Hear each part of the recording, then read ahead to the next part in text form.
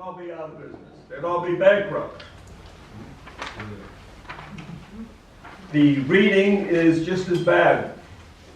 It's 33% who are proficient in reading. That means 67% are not. That means 30 million students. That's nationally. Well, let's bring it to Connecticut. You know what? It's almost identical. Connecticut has 500 students, 500,000 students. Mathematically, 350,000 are below math and 300,000 below in reading. This is a national emergency. It's a national disgrace. Yes, it is. Any test you look at, any test, including your SAT, has been declining. The only reason why it's not showing up as much in SAT is because they recalibrated it about a few years ago to make it look better than it is. But even at that, they've lost 27 points since they recalibrated.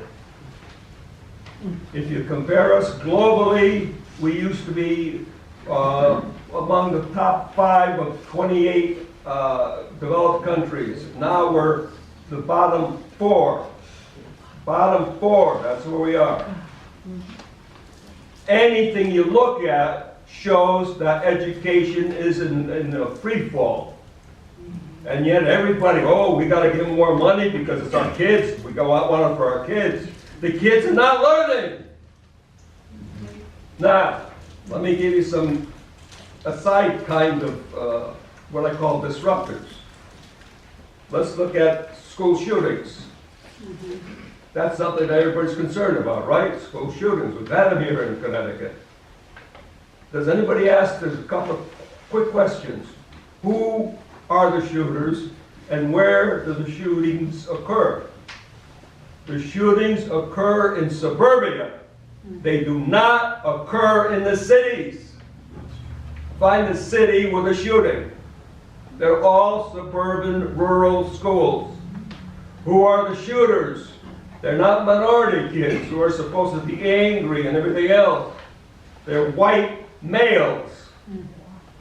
There's a handful of girls, but basically all white males.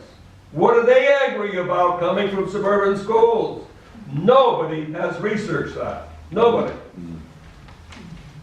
Now, why do I say schools are not safe? That was my latest book.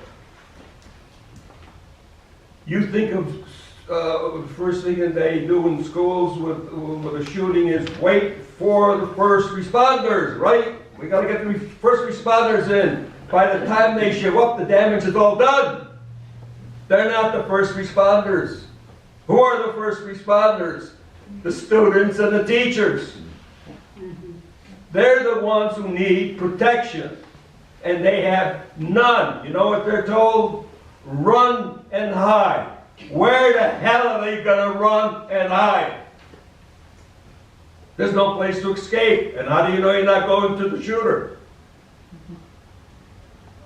Now, no plan